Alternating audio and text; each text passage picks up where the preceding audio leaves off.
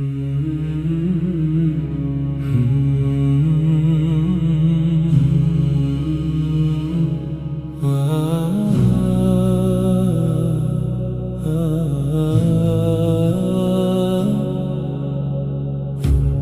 এলো সেই বেদনাময় মুহূর্ত। বিদায়ের প্রতিধ্বনি ছড়িয়ে পড়ল প্রান্তরে। রাসূল স্পষ্ট কণ্ঠে জিজ্ঞেস করলেন, আমি কি তোমাদের কাছে বার্তা পৌঁছে দিয়েছি? আর হাজারো কণ্ঠ কেঁপে উঠে বলল, হ্যাঁ, আপনি আল্লাহর বাণী পৌঁছে দিয়েছেন। তারপর তিনি আকাশের দিকে আঙুল তুললেন।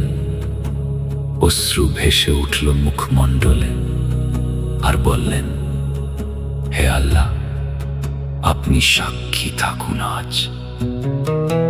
আর সেই দিন নীরবতা ঢেকে দিল সমগ্র পৃথিবী। এর কিছুদিন পর তিনি ফিরে গেলেন নূরের জগতে। আল্লাহর সামনে তার দায়িত্ব পূর্ণ করে, তবুও তার বাণী নদীর মতো প্রবাহিত হয় প্রতিটি যুগে, প্রতিটি হৃদয়ে।